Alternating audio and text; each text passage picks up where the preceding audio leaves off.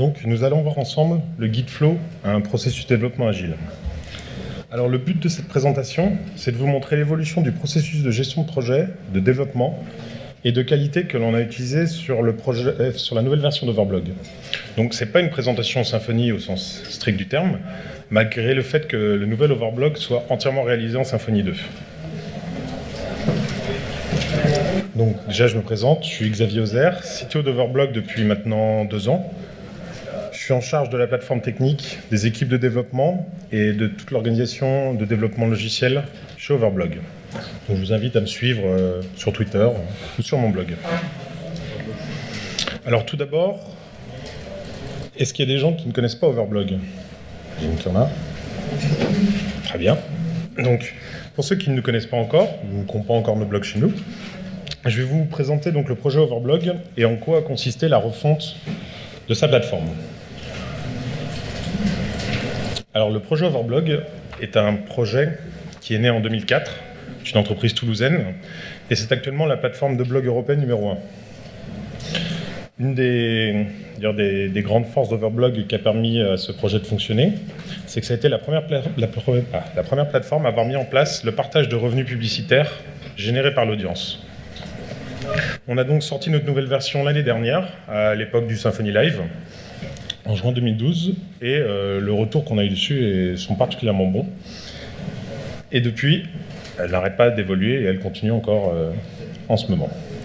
Donc Overblog, c'est aussi 3 millions de blogs dans 5 langues. Actuellement, on est en français, en anglais, en espagnol, en allemand, en italien, et on en a d'autres qui vont sortir très prochainement. On a un trafic de 38 millions de visiteurs uniques par mois, ce qui fait environ 215 millions de pages vues.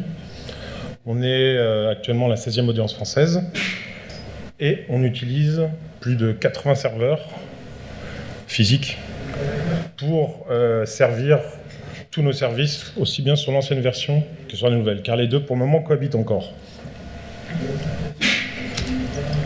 Alors, en quoi consistait notre projet de refonte? Donc, il avait un magnifique nom de code qui s'appelait Kiwi. La base de cette refonte, c'était la feuille blanche. On est reparti, c'est une refonte complète du produit. Donc, ça reste bien sûr une plateforme de blog, mais avec une très grosse orientation sur les réseaux sociaux, afin d'ouvrir les blogs un peu vers le monde extérieur. Donc l'ancienne version, c'est une version qui existe toujours donc, depuis 6 ans. Donc c'est pas très récent dans le monde du web, et donc c'était pas tout jeune. Sur ce projet, il y a 10 personnes qui travaillent, 6 développeurs, un architecte logiciel, un chef de projet, un quality manager et un CTO. Au niveau des technologies, on est reparti pareil de zéro. L'ancien projet, c'était avec le framework JLX. Nous, on est parti donc sur Symfony 2. Au niveau base de données, on est resté sur ce qu'on connaissait, à savoir du Postgre. On utilise tout un tas d'autres technologies que je ne vais pas détailler, mais on se fait plaisir. On se permet d'utiliser tout ce qui est à la mode en ce moment, de tester et voir si ça correspond pour le produit. Une des grosses différences, c'est que l'ancien projet était un projet monolithique où tout était fait dans le même projet. Aujourd'hui, tout est découpé en différentes parties. Partie utilisateur, partie des blogs, etc., qui communiquent entre eux à l'aide de web services. C'est un projet qui, avant son lancement donc en juin 2012, a nécessité 7 mois de développement complet et qui donc depuis 1 an, comme je disais, ne cesse d'évoluer. Donc, pour ce projet, il a bien sûr fallu revoir toute l'organisation de l'équipe de développement. Et donc, nous allons voir ensemble comment Overblog est passé du cycle en V à l'agilité et quels en ont été les bénéfices. Alors, historiquement, Overblog travaillait en cycle en V, ce qu'on va dire la manière la plus classique. Chaque développeur travaillait sur une fonctionnalité avec, pour chaque fonctionnalité, une date de sortie différente. Peu de gens qui travaillaient ensemble, finalement. Ça arrivait qu'on travaillait deux sur des projets, mais pas tellement. On travaillait aussi avec des diagrammes de Gantt pour donner de la visibilité. Bon, voilà, c'est des choses, je ne rentre pas dans le détail. Quand on est parti sur le nouveau projet, le problème de partir d'une feuille blanche, c'est que tout est à faire. Aussi bien les couches techniques que le produit. Et au démarrage du projet, donc en octobre 2011, il n'y avait pas grand-chose qui existait. Le projet n'arrêtait pas de changer. Les idées passaient d'un côté à l'autre. Il n'y avait bien sûr aucune spécification fonctionnelle. Et on ne pouvait pas donc se permettre de bloquer les équipes de développement en attendant la validation des specs.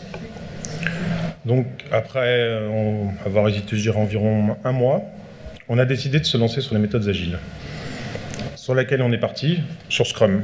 Alors pourquoi Scrum ? Je dirais que c'est la plus simple des méthodes agiles à mettre en place. Et il y avait déjà quelques personnes dans l'équipe qui avaient déjà travaillé avec cette méthode. Donc c'était le plus simple à mettre en place. Donc qu'est-ce que c'est Scrum ? Est-ce qu'il y a des gens ici qui ne connaissent pas Scrum ? Bon, donc ça va. Donc pour faire un petit rappel, c'est une méthode incrémentielle qui fonctionne avec des sprints. Et c'est plus un framework, on va dire, une méthode au sens large du terme, qu'une procédure très écrite comme un cycle en V. Une équipe Scrum, telle qu'elle soit organisée sur Overblog, telle que c'est. On a donc, au sein de l'équipe Scrum, tous les développeurs, peu importe leur discipline, que ce soit, il n'y a pas une équipe back-end, une équipe front-end, tout le monde est mélangé ensemble. Le Scrum Master, qui est le responsable de la mise en application de la méthode, et qui n'est surtout pas un chef de projet. Chez nous, c'est un développeur. À chaque sprint, en fait, on change de Scrum Master. Ils se sont mis en place un système d'élection avec les dés. Voilà, comme ça, c'est jamais deux fois le même. Le Product Owner, bien sûr, est intégré au sein de l'équipe Scrum. Donc le Product Owner, c'est celui qui définit le produit, qui écrit et qui priorise et valide les stories, les fonctionnalités, et qui maintient le backlog. Ensuite, à l'extérieur de l'équipe Scrum, on a le Business Owner, c'est la direction, on va dire, ceux qui écrivent la roadmap à long terme, les spécifications. Les stakeholders, ce sont donc les personnes qui participent au projet, mais qui n'appartiennent pas à l'équipe Scrum. Typiquement, l'administrateur système, les community managers, ils travaillent de manière très proche avec l'équipe, mais ils ne sont pas dedans. Et quelque chose de très important, qui n'est pas sur le schéma, mais qui est un poste très important, qui aurait pu être un stakeholder finalement, mais que j'ai préféré mettre à l'écart, c'est le Quality Manager. C'est une équipe en fait de 2 personnes qui s'assure du processus de qualité, parce que comme vous allez le voir après, le processus de qualité est vraiment au cœur du projet Overblog. Un sprint Scrum, pour rappeler un peu ce que c'est. Donc un sprint, c'est une itération qui dure entre 1 et 4 semaines. Chez nous, c'est 2, c'est le plus simple. 1 semaine, beaucoup de réunions, beaucoup de cérémoniales. 4 semaines, des très longues réunions. Et quand on arrive au bout de 4 semaines avec 4 semaines de développement à déployer, ça peut être un peu compliqué. Chaque sprint se termine donc par un livrable fonctionnel. Ensuite, une story, c'est la description d'une fonctionnalité de manière très simple. En tant qu'internaute, je vais pouvoir laisser un commentaire sur un blog. Voilà, on va dire, c'est une story. Ça peut être du point de vue de différentes personnes, d'un internaute, d'un utilisateur, ou même d'un sysadmin, si on a envie de faire des stories sur la plateforme. Ces stories, elles contiennent tous des critères d'acceptance, qui sont, ce que je considère, la chose la plus importante finalement de la story, parce que c'est ce qui permet sa validation, et c'est aussi ce qu'on peut reprendre pour faire du TDD. Les points de validation de la story devenant les tests. Elle est accompagnée ou non de spec, suivant les cas, ça dépend un peu de la complexité de la story. On a ensuite le Product Owner qui remplit le backlog, avec des stories priorisées par business value, qui a été en général décidé par le business owner. Donc, un sprint, ça part toujours de la même chose, d'un sprint planning ou d'un poker planning. Pour rappel, qu'est-ce que c'est ? C'est l'évaluation technique des stories qui sont présentées par le Product Owner à l'équipe Scrum. Ça donne lieu à un échange entre le Product Owner et l'équipe Scrum, et ça fait évoluer la fonctionnalité, voire la refuser des fois. On évalue ensuite ces stories grâce à un jeu de cartes, d'où le nom Poker Planning, qui sont en fait une suite de Fibonacci qui permettent d'indiquer la complexité, et non pas les jours hommes, de cette story. Une fois que cette story est évaluée, on découpe le tout en tâches concrètes de développement, par exemple créer la base de données, créer le contrôleur, etc., sous forme de post-it. Chez nous, ça reste assez classique. Une fois que ces stories ont été évaluées, le Product Owner prend les stories pour les mettre dans le sprint par ordre de priorité. On les met sur le mur, on met les post-it sur le mur, et le sprint commence. Donc chaque journée de développement, nous chez Overblog c'est le matin, je crois qu'on peut faire ça à n'importe quelle heure, démarre par un daily scrum. C'est cette fameuse réunion qui doit être assez courte, qui dure au maximum 15 minutes, où chaque membre de l'équipe doit répondre à 3 questions. Qu'ai-je fait? Quels sont mes problèmes? Et qu'est-ce que je vais faire? Et déplace les post-it sur le mur pour marquer l'avancement de son travail dans différentes cases, on va dire, en cours, terminé, validé. Donc ça, c'est comme ça pendant tous les jours de sprint. Une fois le sprint terminé, il y a une démonstration du livrable au reste de l'entreprise. Sur la fin du sprint, en général, on fait ce qu'on appelle une sprint review, qui permet de montrer un peu au sein de l'équipe Scrum, donc de manière beaucoup plus technique, ce qui a été fait. Chez nous, c'est souvent des code review en fait. Un des développeurs prend son code et on fait une présentation pendant maximum 30 minutes. On essaie de ne pas dépasser. Et la toute dernière réunion du cérémonial Scrum, la rétrospective, qui est animée par le Scrum Master. Donc, pour rappel, chacun donne un point positif et un point négatif sur le sprint passé. On choisit, mais de manière très simple, on choisit les 3 points négatifs qu'on considère comme les plus importants. Une fois qu'ils sont choisis, on les détaille, on prend des décisions que le Scrum Master devra veiller à appliquer. Et d'ailleurs, ça sera vérifié lors de la prochaine rétrospective. Alors voilà le détail d'un sprint tel qu'on pratique chez Overblog. Donc ça commence le lundi par ce fameux sprint planning dans lequel on sélectionne donc les stories et par la mise en prod de la release du cycle passé. Chaque jour ensuite, donc pendant les 8 jours de développement, sur un sprint de 2 semaines, on fait donc ce daily meeting tous les matins et on fait plusieurs pokers. On a décidé de découper les poker planning parce que sinon ils deviennent vite trop longs, ce qui crée un problème de concentration. On préfère en faire plus souvent, maximum 30 minutes. Et ça permet aussi d'avoir plus de souplesse parce que les priorités, comme je dis tout à l'heure, produits, changent très très vite et on peut avoir besoin de voter un peu en urgence des stories pour le sprint d'après. Le mercredi, c'est donc la fin du développement, la feature freeze.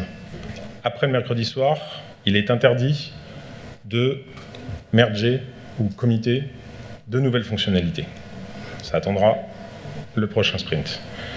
Le jeudi et le vendredi sont donc des jours que l'on appelle de debug. Pendant ces 2 jours, on retravaille donc en main dans la main, je dirais, avec le Quality Manager pour affiner, débugger toute la release et faire des modifications donc, nécessaires. Le jeudi, c'est donc le jour de la démo au reste de l'entreprise. Et le vendredi, le code review et la rétrospective. Voilà. Donc avec un tel processus d'organisation, il a fallu forcément modifier toute notre organisation de développement afin de répondre aux besoins qu'on avait et pour mieux s'adapter à Scrum. Quels étaient donc ces besoins? Il y en a 7. Le premier, coder sans mettre en péril le projet. En effet, si on se retrouve avec tous les développeurs qui codent sur la même branche, le cas classique, on se retrouve avec des fonctionnalités qui ne sont pas validées, qui ne sont pas terminées. La branche est instable, c'est dangereux.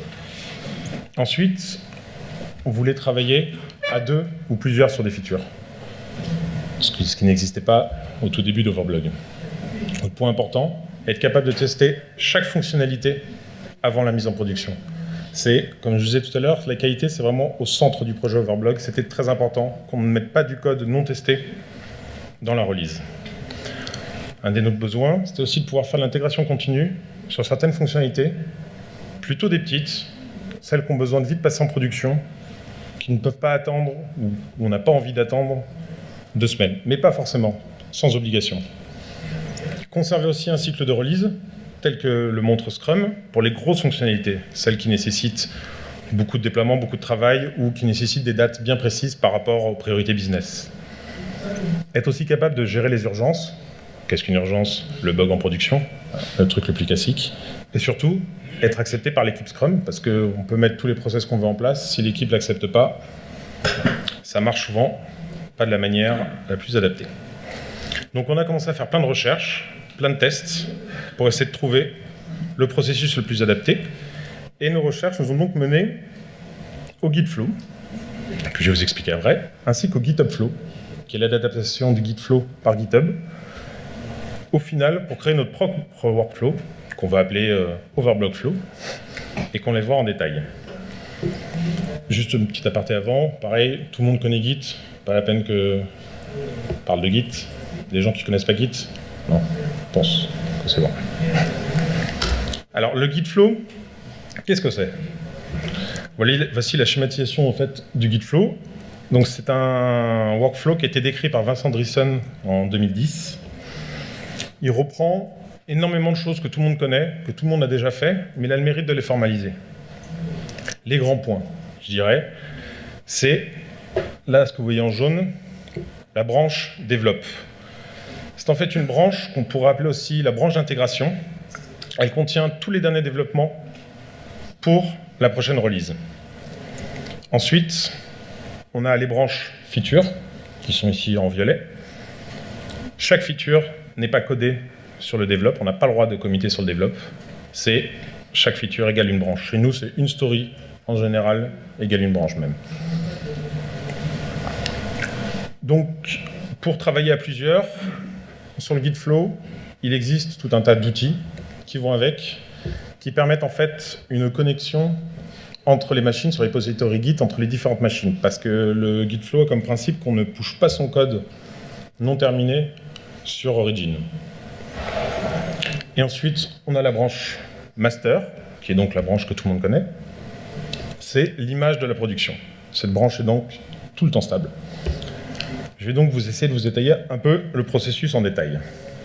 Donc ça, ce sont les branches de feature. Donc comme je vous disais, chaque nouvelle feature, une fois qu'elle va être développée, on part de la branche develop. Ici, donc en jaune, on ne fait aucun commit sur la branche develop. Comme je l'ai dit, tous les commits, tous les tests sont faits sur les branches de feature. Une fois que ces branches sont considérées comme terminées, elles sont mergées sur la branche develop. Alors, un merge, c'est très important, c'est pas un rebase justement, parce qu'on ne veut pas perdre l'historique. On veut à tout prix conserver l'historique des branches, et c'est aussi beaucoup plus simple dans le cas où vous souhaitez tout simplement supprimer une branche. Si c'est un rebase, c'est assez compliqué, il faut aller chercher, il faut aller lire, c'est beaucoup plus compliqué. Donc comme vous le voyez, on peut tout à fait travailler sur différentes features de manière simultanée. Au final, tout revient dans le develop. Ça nécessite des fois quelques mises à jour depuis la branche develop, mais ça fonctionne bien. Ensuite, ce qu'on va appeler les branches de release. Donc comme on l'a vu tout à l'heure dans Scrum, il y a donc une release en fin de projet. Le Gitflow là-dessus s'adapte très bien. Une fois le feature freeze passé, c'est-à-dire que donc toutes les fonctionnalités ont été mergées et donc terminées, on tire une nouvelle branche, qu'on va appeler donc la branche release, qui part de develop. Et voilà. C'est donc la branche qui sert, typiquement dans nos 2 derniers jours de sprint, à faire toutes les debugs, tous les travaux nécessaires pour la mise en production. Ça peut être tout n'importe quoi. Là, par contre, les commits se font directement sur la branche release. On ne va pas refaire une branche à chaque fois pour chaque commit, ça serait un peu insupportable. Une fois que la release est prête, terminée, on la merge à la fois sur la branche develop pour que ces debugs soient intégrés pour les feature release, et sur la branche master. On tag la branche master, et ça part en production. Alors, ceux qui s'étaient posé la question, qu'est-ce qu'on fait si une feature n'est pas terminée avant la création de la branche release, donc avant le code freeze? C'est très simple. Cette branche, elle continue à vivre. Je dirais qu'elle peut vivre autant de temps qu'elle veut, a priori. Ça pose aucun problème. Une fois qu'elle est prête, on la merge et elle suit le même process que précédemment. Un des points très intéressants, le hotfix, qu'on connaît tous, le bug en production qui arrive d'un seul coup. Alors là, le processus change un petit peu. On crée donc une branche hotfix, mais au lieu de partir de la branche develop, on part du master, qui est donc la version de production, donc la version stable, enfin pour le coup buggée du coup. On fait son debug, ses commits, ses tests dans cette branche hotfix. Une fois que c'est validé, on la remerge dans le develop, pareil, pour que les debugs soient présents lors des feature release. On la remerge sur le master, on tag, ça part en prod. Aucun risque du coup d'avoir des fonctionnalités non terminées qui seraient dans la branche développe, puisqu'on est parti de la branche master. Voilà en gros l'explication du Git flow. Si on reprend un peu tous les besoins qu'on a listés tout à l'heure, on va voir si on a réussi à les adresser avec ça. On n'a pas tous réussi à les adresser malheureusement. Coder sans mettre en péril le projet, pas de problème, on l'a vu, une branche par feature, c'est impeccable, ça gêne pas. Travailler à 2 ou plus sur des features, on peut, grâce aux outils Gitflow qui se permettent de connecter au repository des différentes machines. Tester chaque fonctionnalité avant la mise en production, Gitflow n'apporte rien là-dessus. Malgré ce merge, il n'y a pas de processus véritable de test dans le Gitflow. Du moins, il ne le décrit pas. Intégration continue, non. Il n'en parle pas du tout. Release pour les grosses fonctionnalités, oui. On a vu ce cycle de release qui permet donc toutes les 2 semaines de déployer en production. Gestion des urgences, ce sont les hotfix. Et être accepté par l'équipe Scrum, non, pas encore. Un peu compliqué, déjà. Ce concept de connexion décentralisée entre les différentes machines, utiliser des outils supplémentaires, c'est pas forcément quelque chose de très souple. Les merges, eh bien, il faut les faire à la main. Il n'y a pas d'outils qui vont avec. Qui merge, quand tester, tout ça, ça n'a pas été adressé juste par le Gitflow. Du coup, on a continué nos recherches. Et nous avons trouvé le GitHub Flow, qui, comme je vous le disais, est l'adaptation du Gitflow par GitHub. Ça a été décrit par Scott Chacon, qui est un développeur logiciel et un évangéliste Git chez GitHub en 2011. Donc, je vous ai schématisé la différence, vous allez voir. Voilà. Qu'est-ce qu'on note comme modification importante? Déjà, une simplification du nom des branches. On abandonne cette branche développe et on dit que le master devient, cette branche développe, devient la branche donc d'intégration. La seule différence, c'est que cette branche doit rester tout le temps stable. On ne peut pas se permettre d'avoir des fonctionnalités non testées, non validées par le produit dans cette branche. Un peu différent d'avant, où on pouvait émerger. La branche de production, qui auparavant était le master, devient maintenant une branche qui s'appelle stable, ce qui est un processus qu'on connaît tous un peu, qu'on a l'habitude de faire. Qu'est-ce qui a disparu? Il n'y a plus de cycle de release. GitHub ne fait pas de cycle de release. GitHub ne travaille qu'en intégration continue. Une fois qu'un développeur a terminé, il met lui-même en production son travail. Une des grosses différences aussi avec le Gitflow, c'est que le merge ne se fait pas en ligne de commande. On passe par les pull requests de GitHub. C'est un très grand avantage. Ça permet d'avoir un div visuel très bien présenté. Enfin, vous connaissez tous GitHub, j'imagine. Ça permet d'alerter le product owner grâce au système des notifications. Ça permet une discussion entre le product owner et l'équipe. Si jamais il y a des bugs, des choses qui ne sont pas tout à fait comme on le voudrait, on peut annoter du code et le merge est extrêmement facile. Il suffit de cliquer sur un bouton s'il n'y a pas de conflit. Sinon, en général, ça se passe quand même assez bien. Une des grosses différences aussi que GitHub a mise, c'est que les commits sur les branches de features ne restent pas sur les machines des développeurs. Au contraire, on les push toutes sur Origin, sur leur branche correspondante finalement. Ce qui fait qu'on n'a plus ce côté, on se connecte entre les différentes machines. Là, on va chercher le code sur Origin, ce qui est quand même, ma foi, beaucoup plus simple. Ce que GitHub fait aussi, ils font des reviews de code à l'aide de leur pull request. Voilà pour les principales différences. Sinon, le reste, les grandes lignes restent là. Reprenons donc les besoins, voir si on y répond. Coder sans mettre le projet, c'est toujours bon, pas de différence. Travailler à 2, c'est même encore plus simple.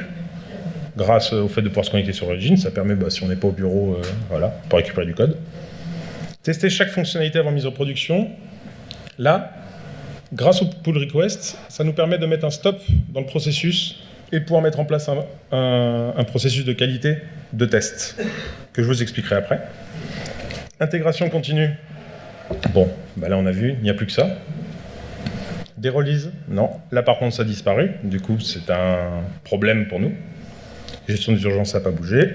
Être accepté, il ne manque plus qu'un point. Du coup, qu'est-ce qu'on a fait? On a fait quelque chose d'assez simple. On est parti du Gitflow et on a mélangé le meilleur des deux mondes, ce qui donne ça. Qu'est-ce qu'on a conservé des deux? On a conservé l'ossature du guide flow, avec ses branches de features, les cycles de release, le concept de hotfix. On a gardé cette simplification du nom des branches. C'est quand même plus facile de dire qu'on commit sur le master que sur une branche qui s'appelle develop, on ne sait pas forcément de quoi ça parle. On a conservé le système de push sur origin, et non pas de connexion sur la machine du voisin. On y a ajouté l'intégration continue, en partant du principe que la branche master est toujours stable. Ça veut dire que cette branche peut être déployée à n'importe quel moment, exactement comme le fait GitHub. Et c'est sécurisé grâce au pull request. Comme on sait que les branches, quand elles vont rentrer dans le master, après elles ont été validées par le product owner, validées par les tests fonctionnels et éditées, si besoin, on sait que ça va être stable. Une des choses qu'on fait chez nous, d'ailleurs, c'est les personnes qui mergent les pull requests sont plutôt les lead développeurs. Ça permet de regarder un peu le code vite fait, voir s'il y a des choses un peu farfelues, et discuter avec les développeurs, si besoin est. Voilà donc, en gros, pour le processus de développement que l'on utilise actuellement depuis maintenant, je dirais, 3 mois. Il a fallu un petit temps de mise en place, forcément, comme tout nouveau processus, mais ça se passe vraiment extrêmement bien, et on a une souplesse de développement qu'on n'a jamais eu avant. On peut vraiment mettre en production, être sûr de ce qui est codé, être sûr de ce qui est validé, grâce à ça. Donc, le dernier point, comme j'en parle depuis tout à l'heure, vous avez vu que la qualité est effectivement extrêmement importante chez nous. On a besoin que toutes nos fonctionnalités soient testées et validées avant de les mettre en production. C'est vraiment quelque chose qu'on est parti dès le départ et qui est vraiment très important chez nous. Du coup, il a fallu aussi écrire avec ça tout un processus de déploiement et un processus complet de test. Je vais donc vous présenter ce processus de validation et de déploiement tel qu'on l'utilise. Alors, tout commence sur la machine du développeur. Le développeur crée sa branche de feature, il code, il commit, il teste, il fait des tests unitaires, des tests fonctionnels aussi.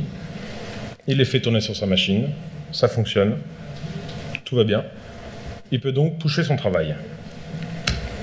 Une fois que son travail est pushé, on a notre serveur d'intégration continue, chez nous c'est Jenkins, qui fait tourner les tests dans un environnement clos, pour être sûr qu'il n'y ait pas de dépendance sur des services extérieurs, sur des web services du projet d'à côté, etc. Sur Jenkins, ça ne peut pas fonctionner. Une fois que les tests sont validés, que tout est au vert, le développeur ouvre une pull request. Une fois que cette pull request est ouverte, comme je vous disais, ça envoie des notifications au product owner, qui peut donc tester la fonctionnalité. Il a donc un serveur de test qui est une image de la production identique, mais réduite sur un seul serveur. Et il a un système de déploiement où il peut sélectionner ses branches, parce qu'une pull request peut très bien se trouver sur plusieurs branches, il peut en avoir plusieurs à tester en même temps, il fait ce qu'il veut.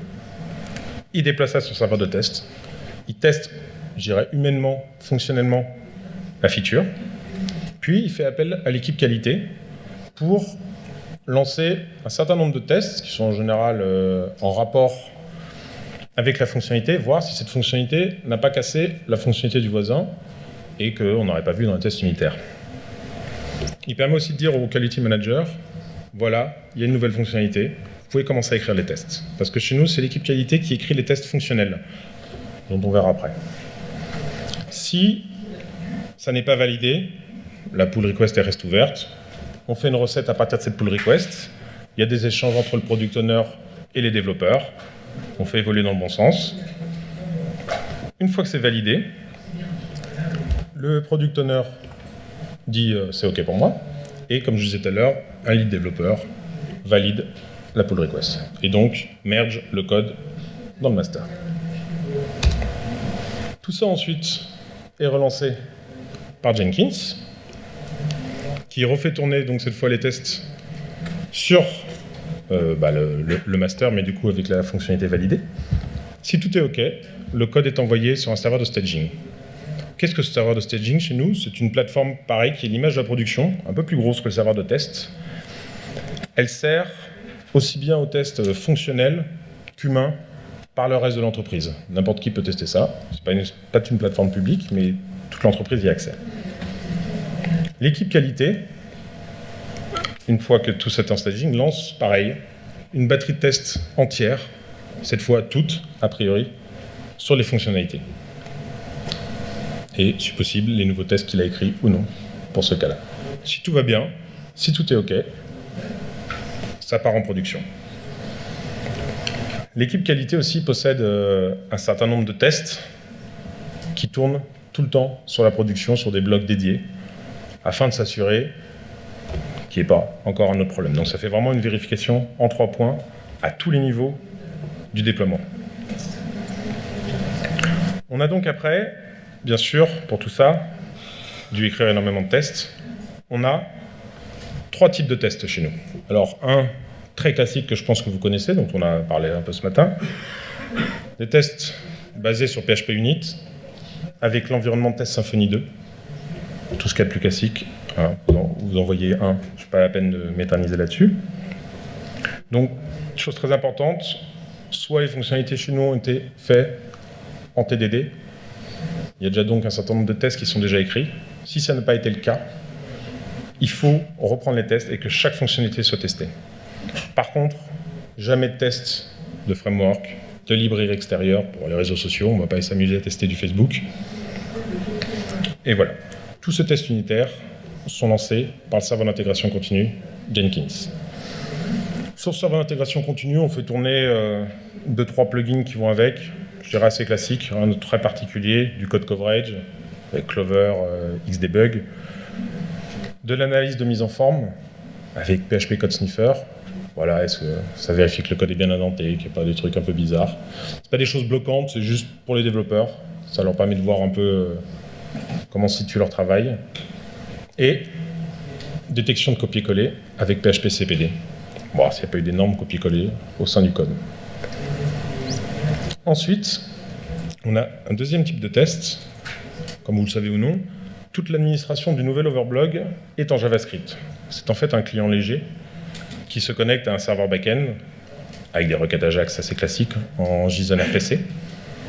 Donc, un des grands problèmes du JavaScript, c'est que c'est extrêmement dur à débugger. On connaît tous les différences entre les navigateurs, les environnements qui sont tous différents, etc. Il a fallu donc qu'on écrive un très très gros nombre de tests sur JavaScript. Donc, notre client JavaScript est basé sur le framework UI, qui est donc le framework JavaScript de Yahoo. Donc, tout simplement, on a utilisé la librairie de Yahoo qui s'appelle UITest. Tous ces tests sont donc de la même façon lancés par Jenkins. Alors pour réussir à les lancer, on a en fait tout simplement intégré un environnement VLC dans lequel on a mis un Chromium. Jenkins lance le Chromium, lance les tests sur le navigateur, parce que ce sont des tests qui se lancent donc à partir d'un navigateur, et récupère le résultat et est capable de dire OK, pas OK. Donc si vous voyez le langage, la syntaxe, je dirais, de UITest, je pense que vous n'êtes pas perdu, ça ressemble énormément à ce qu'on connaît avec le framework de test de Symfony. Là, j'ai mis des tests, on va dire, assez simples. Troisième type de tests, qui sont ceux qui sont donc développés par l'équipe qualité. Ce sont donc des tests purement fonctionnels qui sont utilisés grâce à un langage qui s'appelle Cucumber. C'est donc un langage qui a une syntaxe très proche du langage humain et qui correspond pas mal aussi à la syntaxe du TDD. En fait, si vous voyez, toutes les phrases en marron ici, ce sont en fait des expressions régulières qui sont parsées et qui correspondent derrière à des méthodes de test. Donc c'est assez lisible, ça se lit tout seul. Et voilà.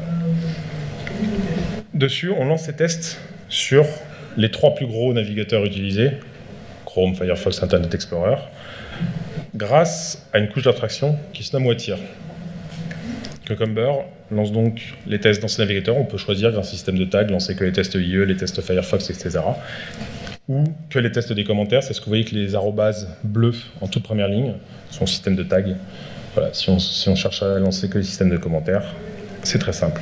Ces textes sont donc écrits lors de l'ajout de chaque fonctionnalité, comme je vous le montrais tout à l'heure, ou lorsqu'un bug a été découvert en production, afin qu'on soit sûr qu'il n'arrive pas une deuxième fois.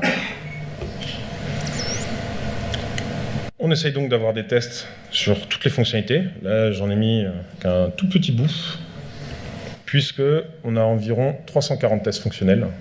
C'est quelque chose qui peut prendre 2 heures à faire tourner en entier. C'est donc extrêmement long. On les fait rarement tous tourner en entier, sauf la nuit. Mais dans le processus de développement, on essaie de se focaliser sur certaines fonctionnalités. Et là, vous voyez que tout est OK. On a les résultats de chacun des tests.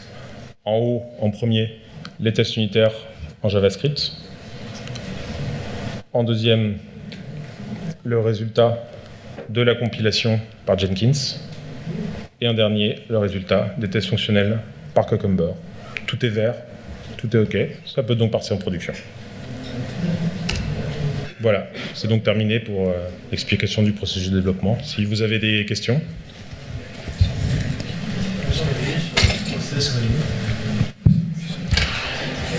Jamais de rebase historique. Alors déjà, on a un rebase fast forward et moi j'ai un problème en bas de merge intermédiaire, c'est que j'ai un problème qui se place sur place au niveau base avec des tas de merge dans tous les sens. Il y a des tas de problèmes de conflit de merge dans tous les sens parce que ma branche a été créée avant d'intégrer l'autre. Du coup, ça me prenait toujours un temps incroyable. Est-ce que vous avez aussi ce genre de problème ? Oui, ce genre de problème existe, parce qu'on l'a vu, il y a des branches qui peuvent durer très longtemps. Alors je dirais que c'est un problème qui est en partie réglé déjà par les pull requests de GitHub. Parce que les pull requests de GitHub, elles vous montrent tout de suite s'il y a un conflit. Le bouton en bas est grisé, vous ne pouvez pas merger automatiquement. On voit tout de suite s'il y a un conflit. Si on rentre dans ce cas, le développeur doit tout simplement rebaser le master. En général, c'est à sa charge. Une fois que le master est rebasé, j'ai jamais eu d'autres problèmes, a priori. Vu que l'ordre est quand même assez, je dirais, temporel, on a rarement des merges qui se croisent. Je ne dis pas que ça ne peut pas arriver et que ça ne peut pas nous poser de soucis, mais normalement dans ce process, et grâce à GitHub là-dessus, ça nous aide énormément. Après, pour l'histoire des rebases, pourquoi on fait un merge sans fast-forward au lieu d'un rebase sans fast-forward ? Parce qu'on veut aussi garder le côté temporel. Le rebase a tendance un peu à déplacer les dates de commit. Voilà, c'est tout simplement ça.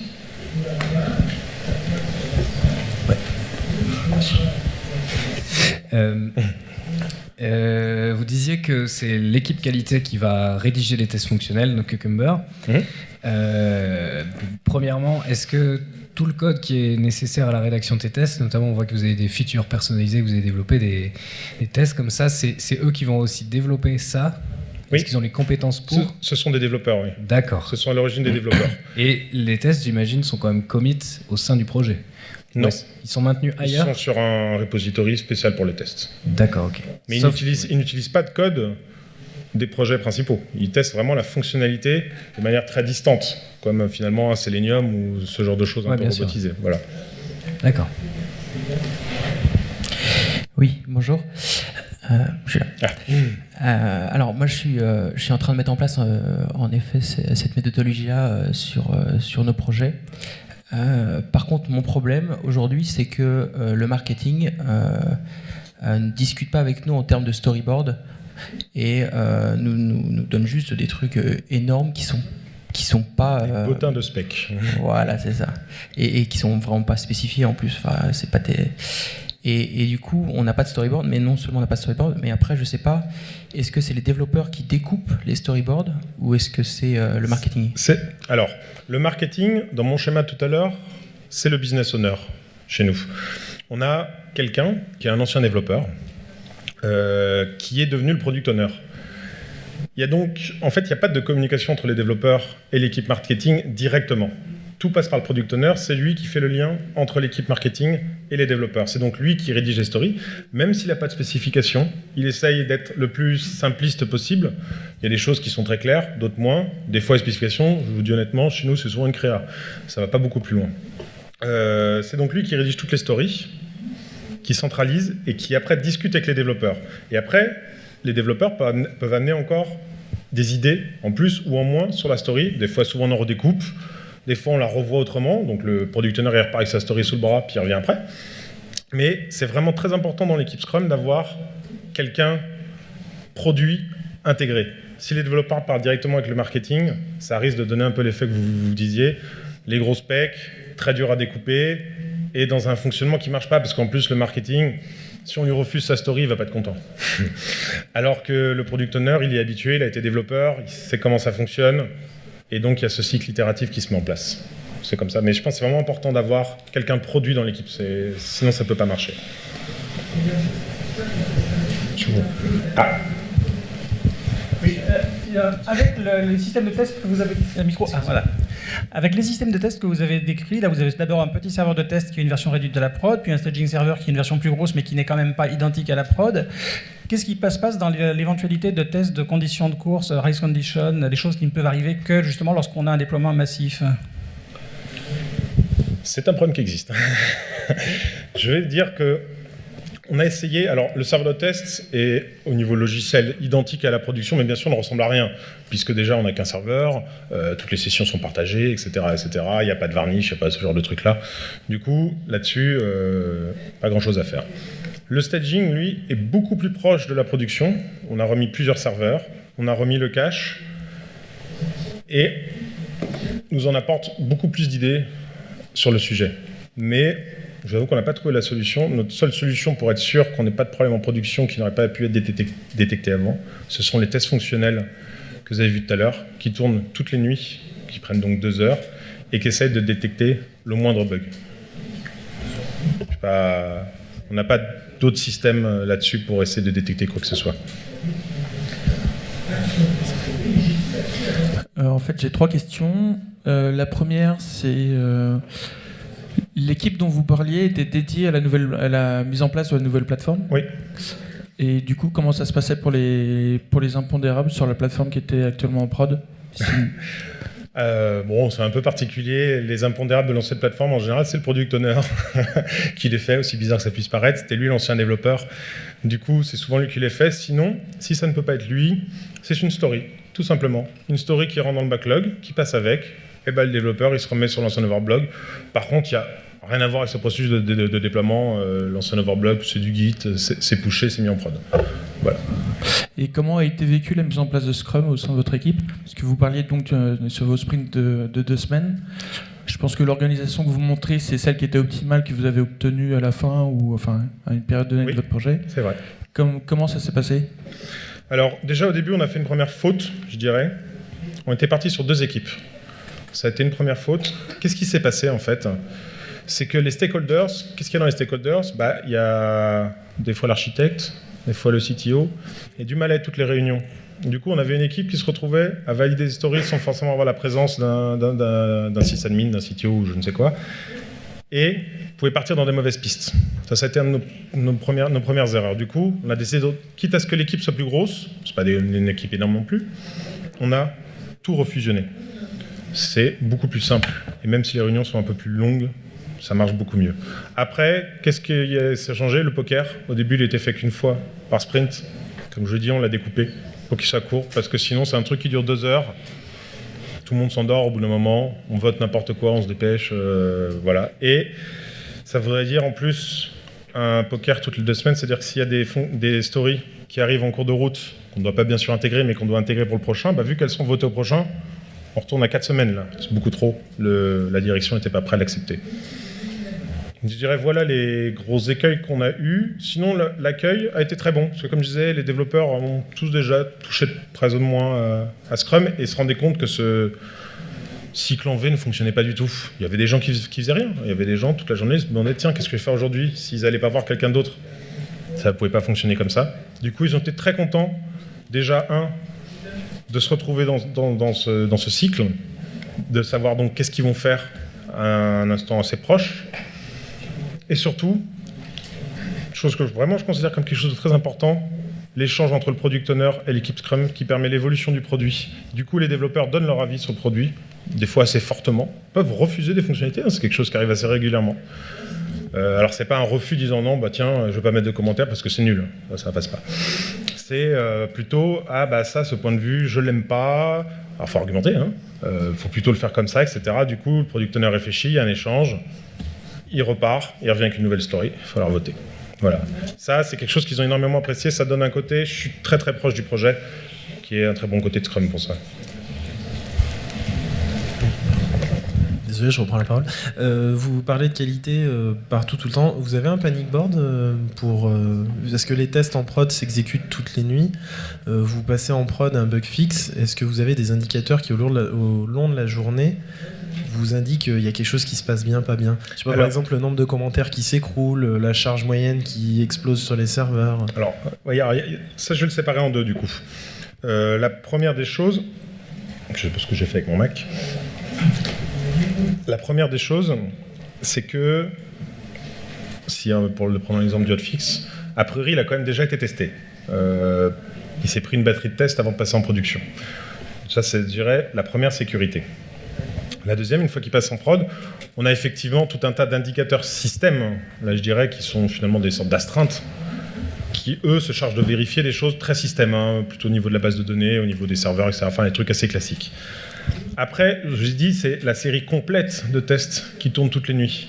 Par contre, après une mise en production, le nombre de commentaires, par exemple, on peut très bien lancer la série de tests spécifiques aux commentaires sur un seul navigateur, parce qu'on sait qu'on a modifié, par exemple, la fonction qui affiche le nombre de commentaires. Pas besoin de vérifier que ça soit sur IE, Firefox, a priori, très peu de chances que ça varie.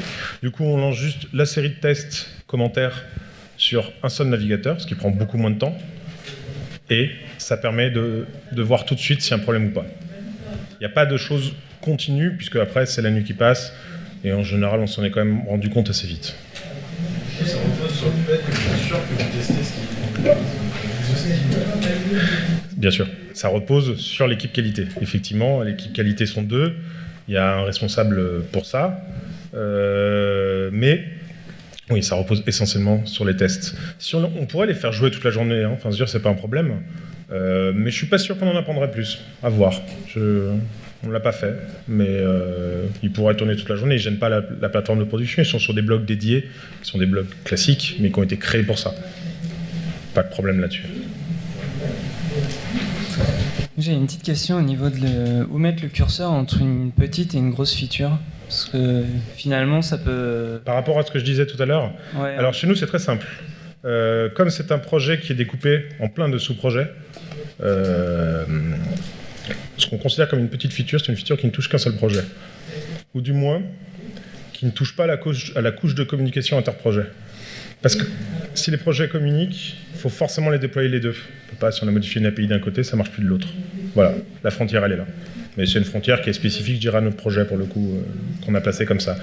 Après, c'est vrai qu'on s'évite de faire de l'intégration continue, même sur des énormes fonctionnalités qui pourraient passer en production.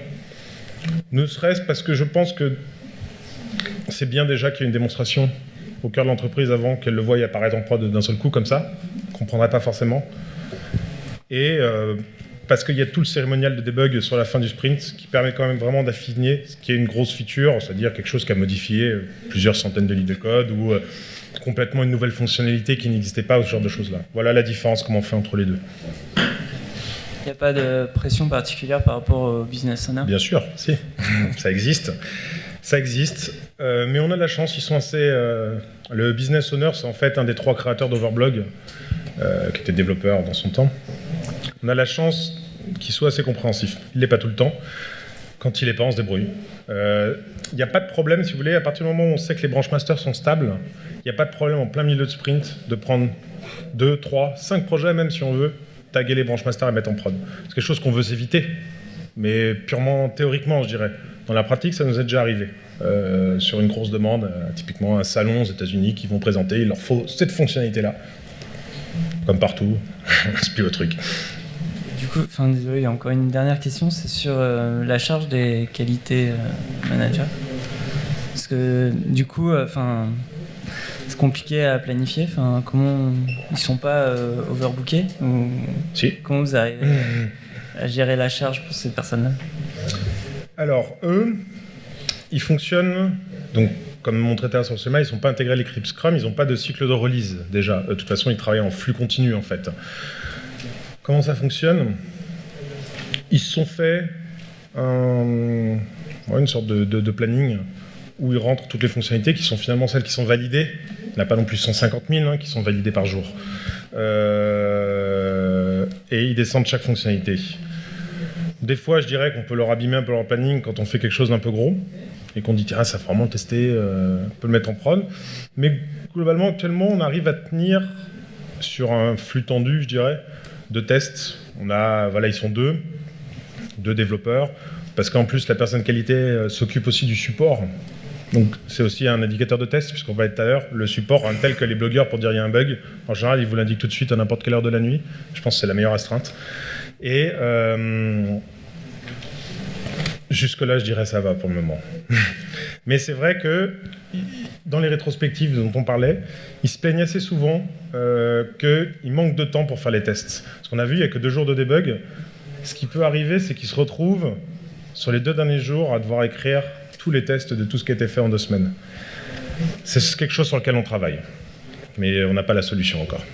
Ok, merci.